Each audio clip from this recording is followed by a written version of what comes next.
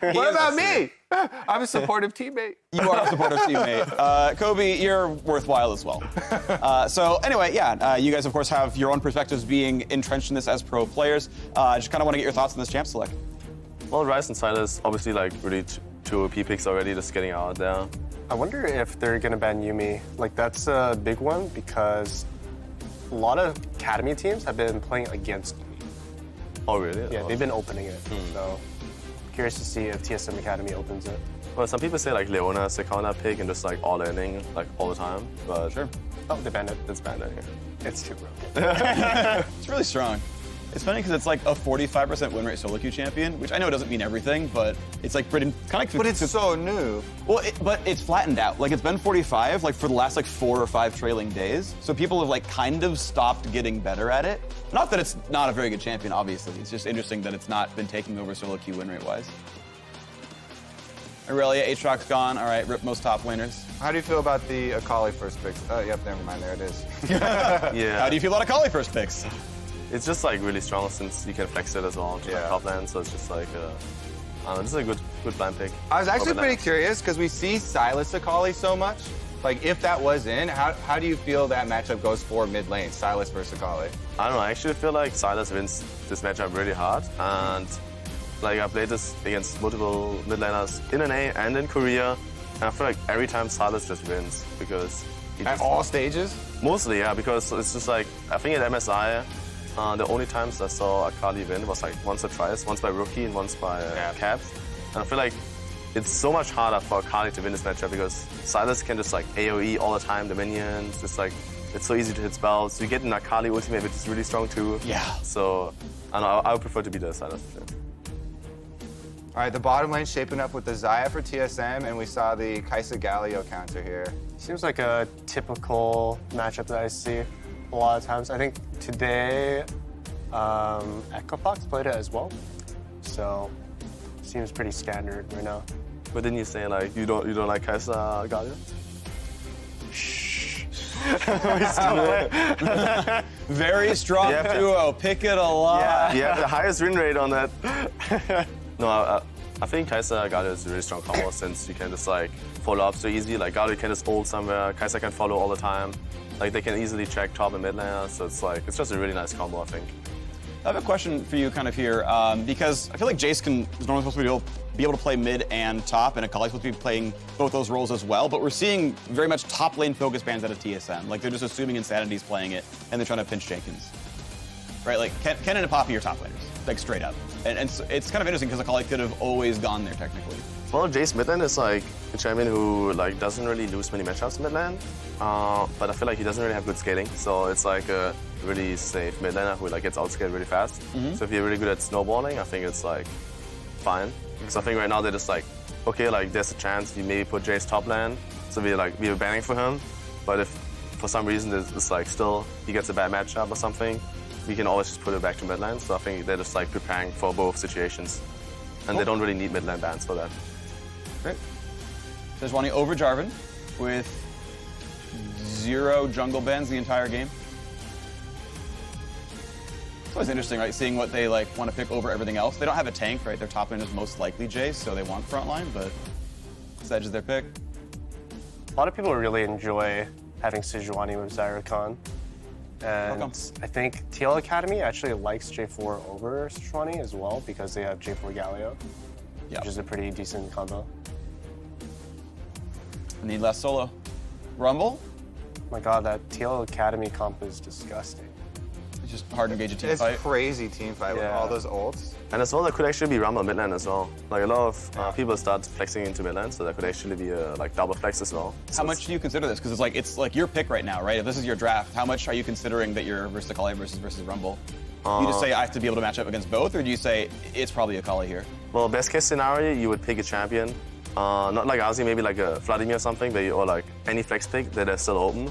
I think Nico was banned, so Nico would have been a good pick. So like just trying to get 2 matchups, they win both of them. And then like you will just like that's like the best, right? You just match them. Yeah, and if you can't, then I guess like something like an Ozzy, which is fine against both, is fine as well. Would you rather have played Vladimir here if you were the TSM mid laner? I'm still thinking. I feel like Vladimir would have been fine. Ozzy, I think, is a fine pick as well since he's really safe. I feel like early game teamfights are gonna be rough for him, but as soon as he has some items, he has so many tanks and engages. It should be really easy for him to like pull out damage from us. Yeah, Lake and Divas look good. Final thoughts? 10 seconds in the draft. I'm gonna go with TSM Academy wins, just because I think they're better. Oh, wow. What about the draft, though? Savage. Who won the draft, though? TL Academy. Oh! Okay, TSM's better, TL drafted better. Exciting, thank you very much. Thank you for your help analysis. Thank you for being on cooldown. And now it's time for the casters. Pastry time and Crumbs, take it away. Thank you very much, Freak, Kobe, Bifrost, and Power of Evil, as we're gearing up for our final game of Academy this week, Crumbs. TLA versus defending champions TSM Academy. And we got that pro player Spice out of bio. TSM will win just because they are better. We'll see about that, though, because I think that both these teams, they're so far 1-0, and they are not going to go down without a fight. Team Liquid Academy's composition is so much power in the mid to early game that if they can just pull and execute the plays like they did in their first match 2 days ago, they'll be A-okay. Yep, certainly have some familiar picks there, running back the J4 and the Galio, I believe, from that last one, right? And we've already seen Rumble be very effective in Academy this week as well. But hard to bet against the defending champion, certainly cannot fault Bifrost there. And this is the second game for the Azir out of a Blaze Olive. We actually got to chat with him, have a little interview, and ask him, you know, why does he like Azir? And it's a matter of it being a pretty strong pick in team fights that people are not entirely mindful of how much damage he does, because he's been out of flavor for such a long time that it really does happen that when champions are super meta, then suddenly nerfed and forgotten, a lot of people forget their strengths, why they're picked in the first place, and then when you add all the changes to runes such as lethal tempo, then you really start to realize, ooh, I better learn what Azir is doing. Was good enough for Bjergsen this week in the LCS. Seems good enough for a Blaze Olive to play for a second game in a row, but against Akali could be a tricky one. Insanity, not always known for his more carry-style champions, but clearly is a player that has been around Academy for a while now, willing to bring out the carry every now and then. And we're going to have a lot more early game power out of Team Liquid just because they have the Jarvan. So that typically means that they would go to the bottom to help out Matt, to help out the really aggressive support here, because most of Team Liquid's wins do come off some incredible engages out of Matt. Yeah, again, it feels like the veterans on this side, Matt and Mike Young, both with LCS experience in their former days, certainly seem to lead a lot of this team as far as the combined efforts and team fight goes, but certainly not to doubt the talent of the younger players either. This is certainly one of the best teams in Academy, although TSM Academy, again, hard to argue with their power, given that they are the defending champions, taking out the perennial winners Cloud9. And we got a little bit of a pause early on, so these guys are getting the full LCS experience, right? They already know what's it like to be on stage, to have to, shh, you can't talk. And luckily, the game is so early that there's really nothing that has gone out that's going to be nerve-wracking for you to be in a pause situation. In fact, this should just stabilize the jungle routes more, because now you're coming back into the game. You're going to be thinking, well, everybody had some time to chill out. Lanes are probably going to be a lot less aggressive. Looking for a play is not that great, and I believe that we're going to jump right back in there in a matter of seconds. Yeah, it looks like whatever it was, easy to resolve, so we'll get ourselves back into the game ASAP. Certainly, though, this is kind of what we sign up for. We've heard from the Academy teams almost since the inception of the league that the one thing they wanted most was more stage time for their players, and they are getting it, and that does include things like pauses sometimes. Well, they're also going to have, you know, some occasional crowd cheers as well, which will make a pretty big difference. It does motivate you when you hear that, when you make a big play, when you know the camera's on you. So it's definitely something that I enjoyed as a player, and I think that a lot of players just live for that moment.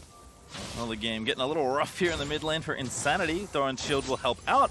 Blaze Olive getting the early harass down here on Azir and just trying to get that wave pushed in.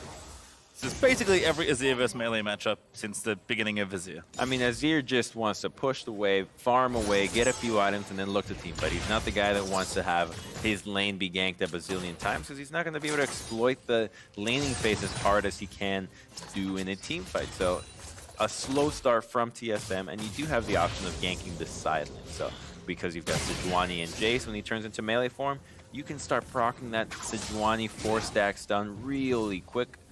lock down Jenkins, get yourself a kill. And important to note as well that it certainly was a slow and steady game earlier in the week for TSM Academy when they played their first game, but kind of had to be very much a surprise by COG Academy playing Corky Leona Funnel. And that's that showed that TSM understood the pacing that they had to approach each game.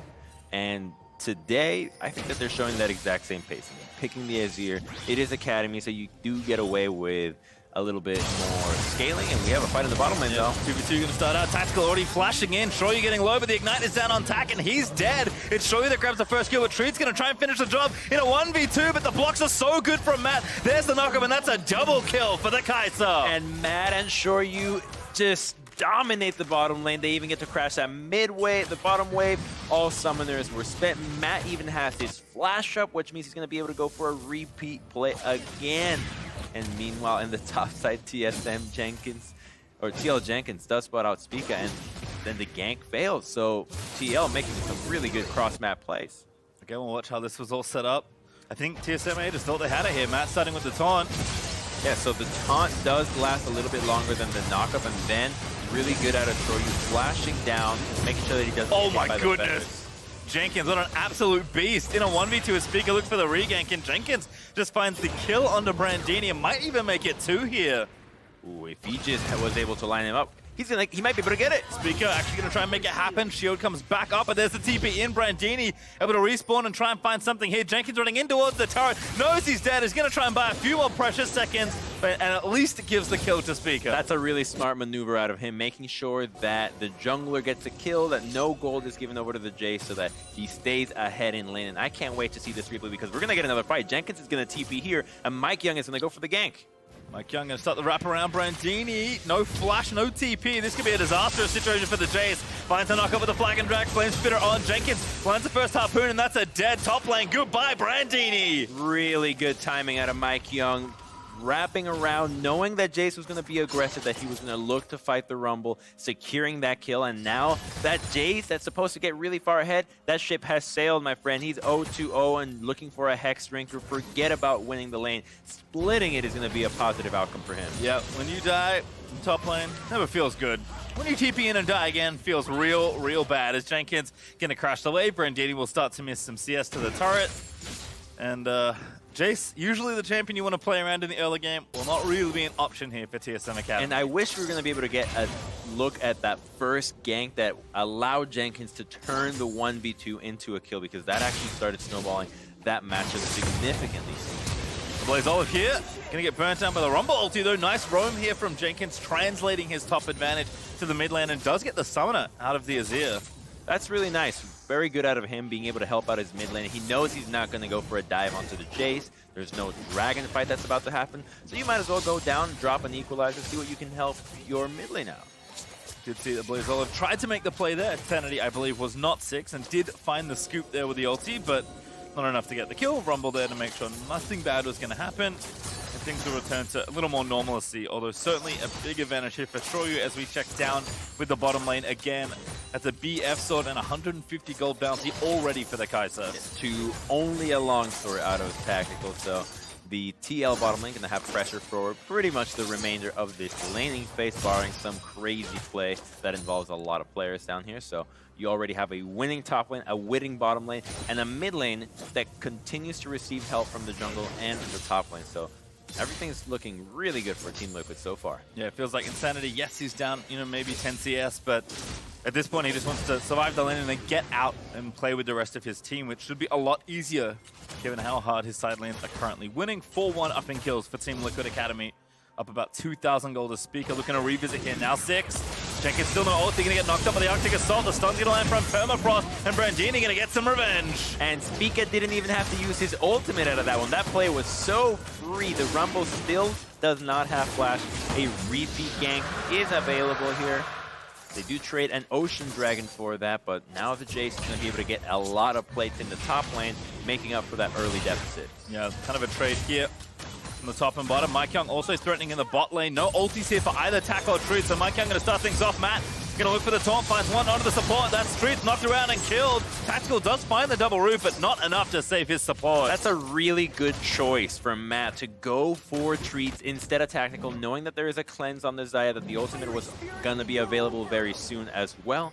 And let's see how Jenkins maneuvers this. He suspects that Spica is in the top part of the map, and Insanity is gonna help him make sure that he gets to the lane without getting ganked. Yeah, right now it seems like Akali getting the lane pushed in a little bit further as we'll watch this bot dive again. Like you said, great target selection here from TLA. You don't want to get the cleanse. You don't know if those minions were going to hit level 6 for Tactical or if he was able to get a kill and hit 6. So you might as well get your guaranteed kill there. Flash for an Elim, that's worth it.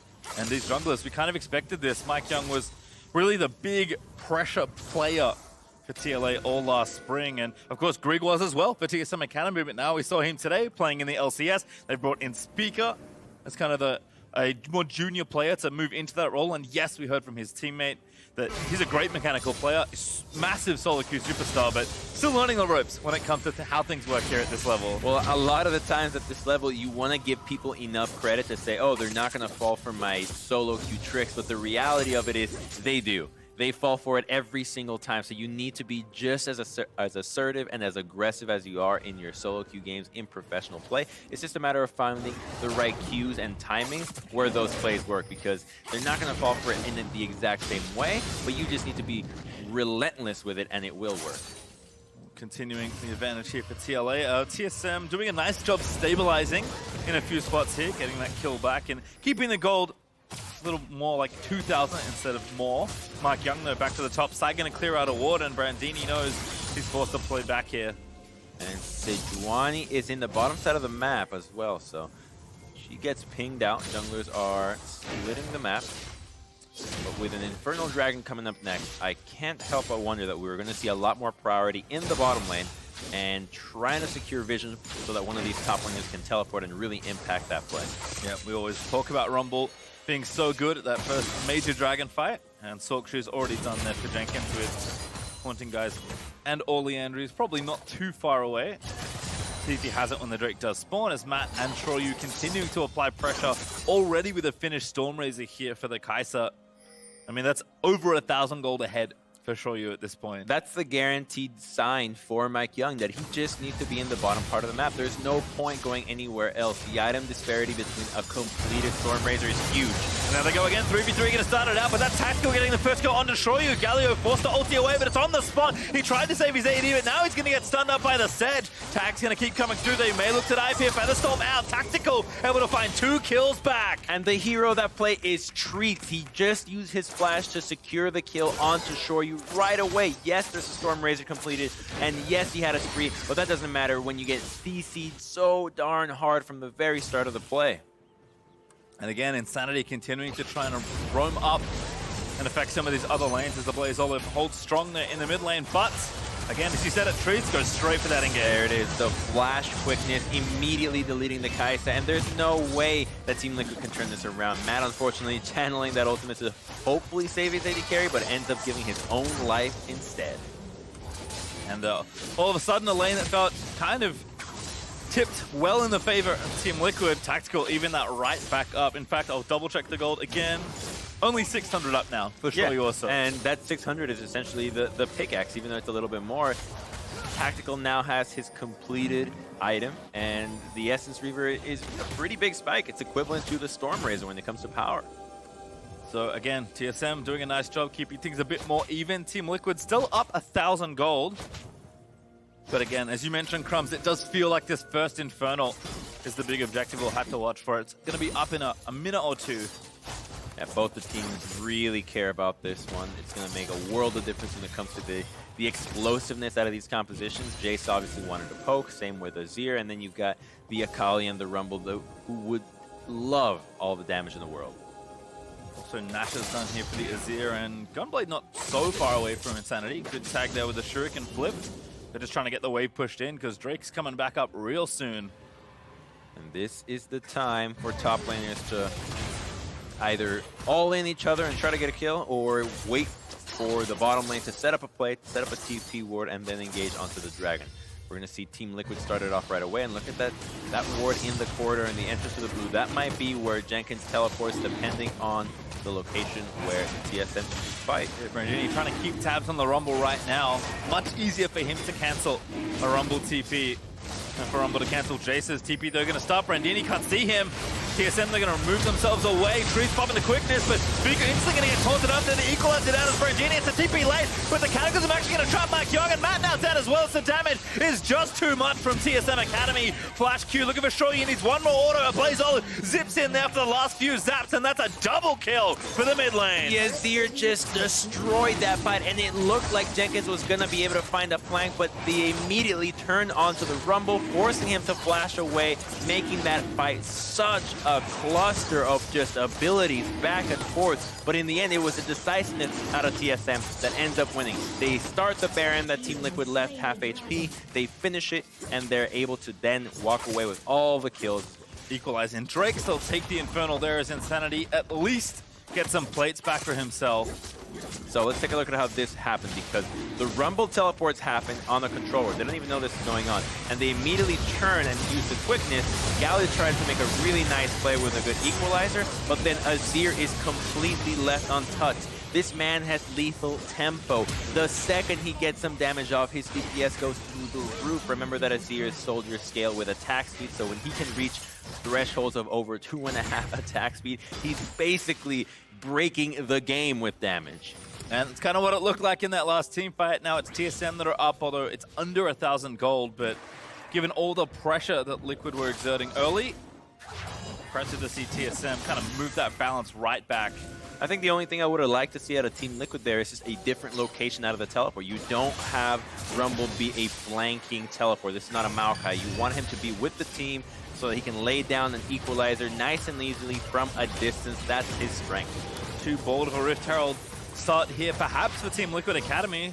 Rest of TSM Academy are roaming down. Mack can look for the engagement. Can't find the taunt. Speaker looking for the re-engages. Trees again going to pop the quickness straight into 3. Finds 2 for the charm plus knockover. Sure, you able to take out the Rakan on the other side. TSM still fighting through the Joker's Insanity is so far deep under Brandini. He'll be the next kill as Tactical now fighting it out of Jenkins, and I thought TSM Academy had it, but Tactical's going to be flame spitted down. No, he's not able to get out of there, and so many people died in that exchange. That fight was so close because Jenkins actually got the ultimate of a dream this time around, laying down the red carpet, and not a single member even thought about walking away from that. They all committed to fighting on top of an equalizer, a level 1 equalizer, mind you, so he could have been even stronger for this fight. Take a look at this.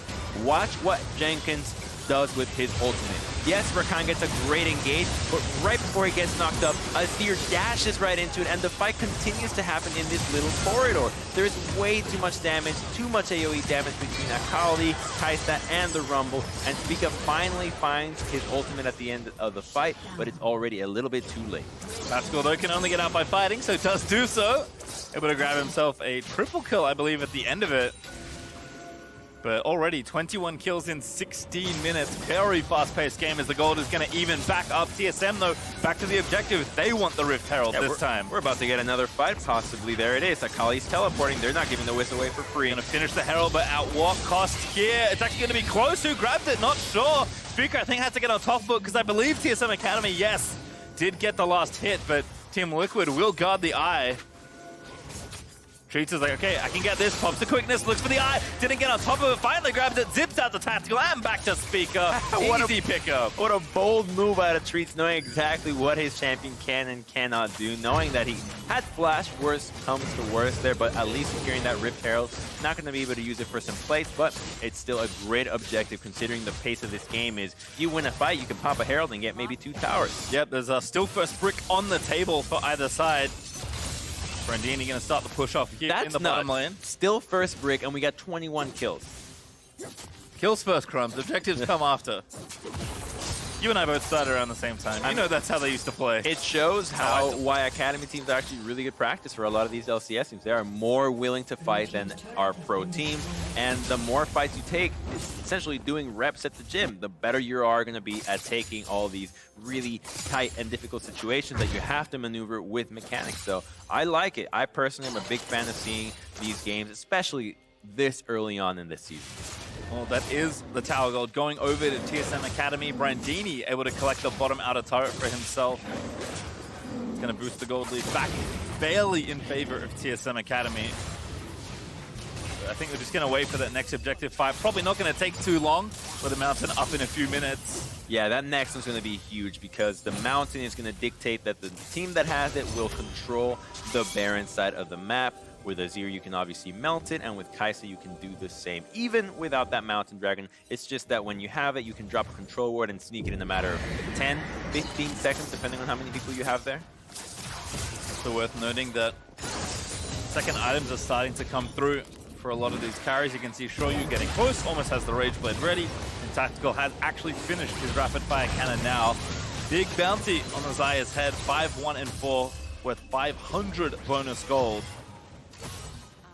And that's a Zaya that started dying in lane, giving first blood, getting 2-0'd, with Shoryu coming back with a huge item discrepancy. So TSM really being able to turn things around when things look the most grim.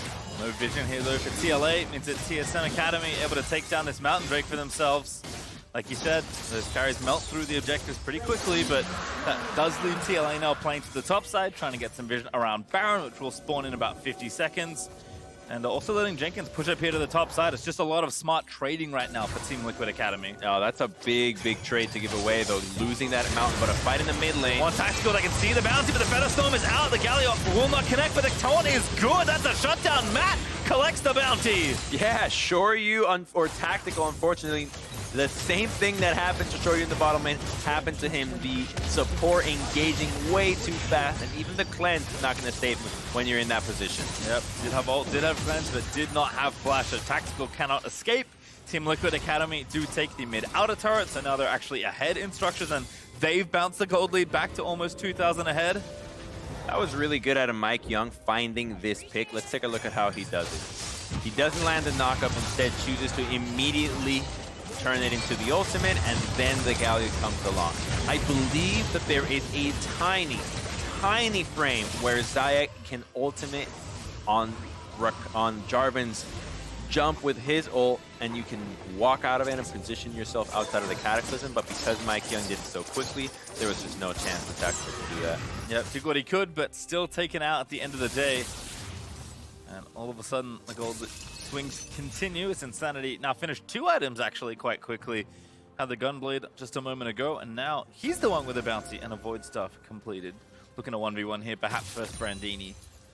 And these bounties are more like buffs that you pass around in solo queue. One person has it, they get killed, somebody else takes it, and it just keeps going around and around and around until the game is over, which is great because we get so much action. 22 kills already.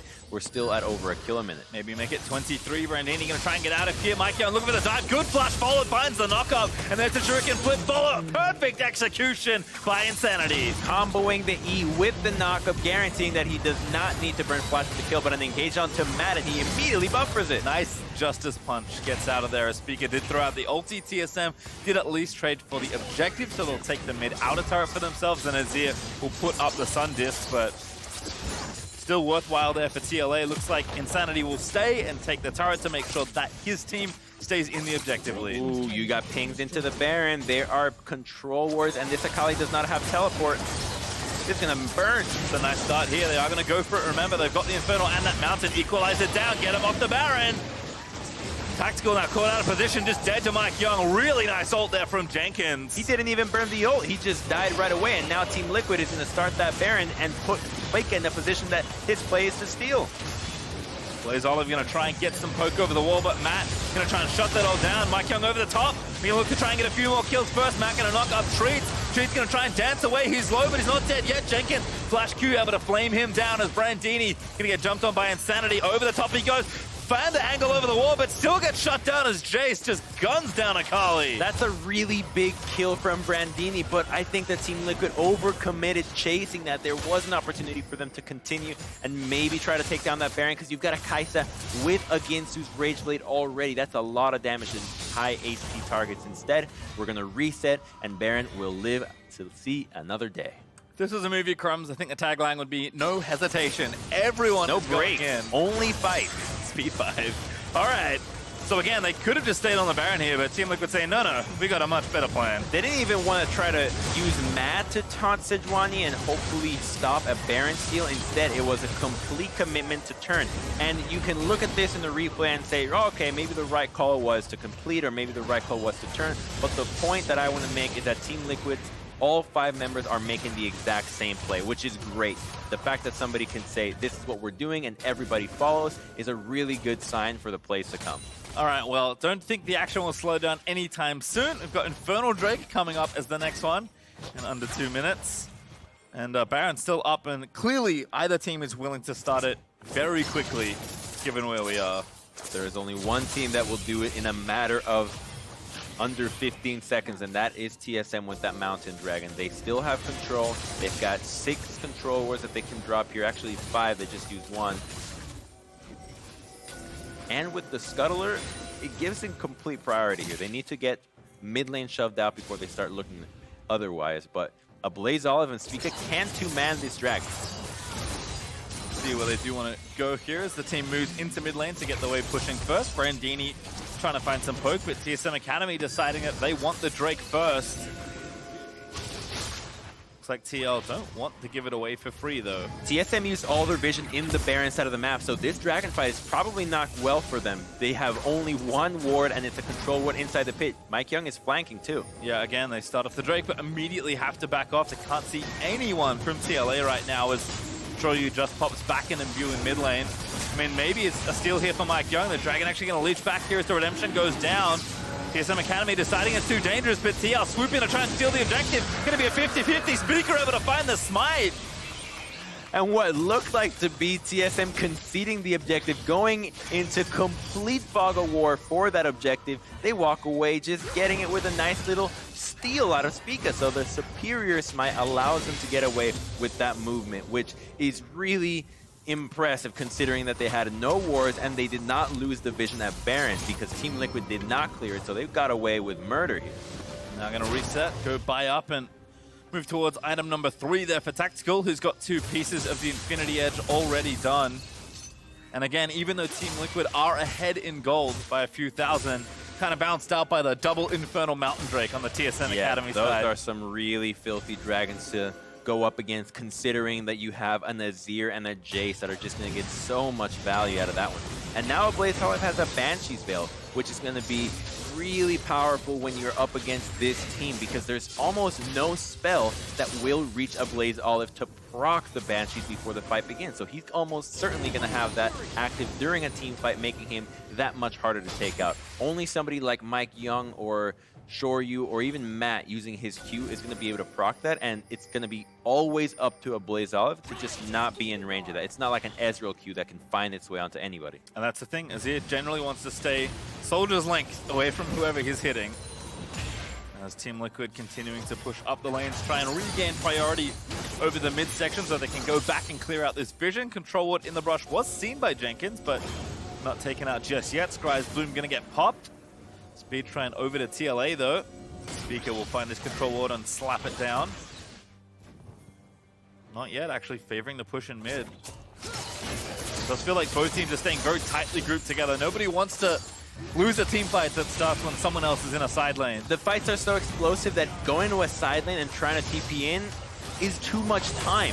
And now TSM is going to go back into the Baron, clear out the vision, and then try to set up. They use that tower in the mid lane to make sure that TL is always pushed out. That's a bit of a little bug. And look at that, that's the 2-man over the wall. We were just talking about this. So sneaky here from TSM Academy. Control ward down, not seen despite the speed shrine. TLA may have to start to wonder, wait, why can we only see 3 of them? Sun disc down, the Redemption will spot him, but Speaker has smite, not going to get it taken away, he's able to smite it down, and TSM Academy able to steal the objective, but Tactical caught in the Cataclysm is forced to flash out, but the Equalizer down is almost going to tag him. Emperor's Divide plus the Sejuani ult just to cover the retreat, and TSM Academy get away with it. And that's the play we said was possible because of the Mountain Dragon. TL is now looking back, wondering why did we not contest Mountain? Why did we allow TSM to have this play in the book? Because a few more seconds, and they would have made it on time. They would have been able to stop that play. Now TSM has a 5-man Baron with a very strong siege composition against a minimal wave clear Team Liquid comp. This is exactly where TSM wants to be. And for a game that has bounced back and forth, kind of handing the gold lead off like a fumbled football. This is really TSM Academy's chance to burst through the door and get a huge lead for themselves in gold. Well, they've got quite a few turrets to go for still. Having only taken 2, you still have the tier 1 into the top lane, which looks like one of the lanes that they're going to prioritize. And splitting up in 3 lanes is definitely the right approach here because there's so much available and you still have the teleport out of Brandini. Let's see what TL does to answer this, because as a hard engage composition, I want to see them look for some creative engages here. You've got Rumble, you've got Jarvan and Galio. There's a lot you can do. But you do have to find something here, and it has to be quick, whatever it is. That top outer turret was pretty much dead regardless, so TLA know to give that one away, and that is the turret that evens the gold back up. Now a matter of how much more TSM Academy can get. So the play would be going for tactical. It already worked with Mike Young engaging onto the Xayah when she did not have flash. If they can pull that off again, Jarvan and Galio, they might be able to find the engage. But Jace is now up to group. He just shoved the wave bottom lane. And with that Baron and with that Siege, it is a good choice here to make sure that the engage never happens. It is minimizing the risk of losing an engage. You can see again, TSM Academy putting vision down, trying to siege it up, but Mike Young just at the tippy top of your screen is fancying a flank. I think Matt's going to start the ulti off as well. Tactical going to get airborne. There's Matt down. The equalizer's good, but the Featherstorm was up. Tactical though, he's going to get Dunkaroon. He's still not dead, but Mike Young finally able to finish off the kill. But it plays all in. Empress divides them all back around and show you. He's able to finish off the last remaining health. Brandini now taunted up. It's all of TSM's carries going to fall down. Brandini will at least get a double, but TLA find that engage. And I love that they identified how they were going to win the fight against the Baron up TSM. It was flanking from a different angle and engaging onto Xayah. It worked beautifully from them, and Jenkins played it even better using that Zhonya's and the ultimate to make sure he dished out as much damage as possible. But in another engage, this is 2v3 though, and that's not a lot of damage. Yeah, just Sejuani beside Treats there on the Rakan. So they can again use the Baron minions to help push them away and at least not lose any more structures, but structures will be back to even. Gold is now still ahead, although only by a bit there for TLA. And Ocean Drake also not a bad prize to collect after a really well set up fight. Absolutely not. Making that Baron play one of the weaker ones so far, only up of 1,500 gold. But the engage is really all about Mike Young and Matt in the backline. So he combos onto Xayah right away. She doesn't use her ultimate yet. Uses it to dodge out of the Galio knockup, which is fine. But you're still doomed. The rest of TSM collapses, and the Sejuani ultimate connects on Insanity, but the damage has already been done. The Xayah was taken now, Azir got almost 100-0 there, and Jace is not the champion that's going to just completely demolish the team fight. He needs cooldowns. Yeah. Tough stuff there. Brandini, I mean, happy to get a few kills here and there, but really need to keep these carries alive. Again, great job from TLA finding such creative angles. And then Ocean Drake is still up for the taking as Baron has now dropped off the TSM Academy. See, one of the options is, yes, you have to keep your carries alive, but you should also be playing man-to-man coverage. What I mean by that is, the Sejuani, her job is find Jarvan and make sure that he does not engage. The Jace, find Rumble and make sure he doesn't get a good equalizer. The Azir, the same thing for Akali. But they're going to find the Rumble and just pop him right away, though. My goodness. Tactical does a lot of damage with 3.5 items now completed. Treats with the combo able to pick one up onto Jenkins, and they'll keep pushing here. Brandini even roaming down to the bottom half of the map to try and do more damage. No Barons here, so this push is not going to be too scary, and they're not going to be able to threaten an inhibitor tower here because it's only for minions. Yeah, TL know they have to back, so they do pull Insanity back. Speaker and a Blaze Olive also here, but Spinning Wave is dead. That's going to call off the siege until the next wave swoops in, but TSM Academy are committing here. Look at Mike. He's hiding once again. No one's watching for him. They might be waiting for Jenkins because he's up in 12 seconds. They're trying to ping away where he might TP. All right, Mike, you're in a ward. Make sure you clear that first, though. Yeah, Speaker walking through the enemy base. Perhaps not recommended, but as Mike Young does clear the control ward. Treat's actually trying to cover for Tactical, who thought about recalling in that brush, but TSM Academy will walk back a little further and try and find a bit more safety. Yeah, they have to recognize the way that Team Liquid wants to take these fights, and they want to punish the members that don't have flash. I think a Blaze Olive would be a better target here now, since Xayah does not have her flash, unless you can obviously burn her flash at the same time that you engage. You just want to trap them inside the Cataclysm. That's really your end goal here because you have so much AoE, crowd control, and damage. Well, looks like Both major buffs will be spawning up in the next few minutes. Baron is almost back up, and Elder Dragon will be the one to spawn whenever that rolls around. So we're back to dancing on the left-hand side of the map. TSM Academy did a great job of sneaking that Baron away before, and again, they've added another Drake, although not one that does damage to Baron, unfortunately for them. So TL can't sleep for too long here around the objective. I'm not sure if TSM is going to be able to get away with another Baron I don't sneak, think so. but they could definitely do a Baron rush, which they have the damage Baron to blitz? do so. Yeah, they can do it really fast, and Team Liquid is just dancing around the mid lane still. Wanted to maybe find a pick first. No one owning the speed train. The Shuttlecraft isn't up. Speaker looking for the ult. Almost clips Insanity. But Minecraft going to re-engage again. Here's Galio into the pit. The Equalizer is good once again.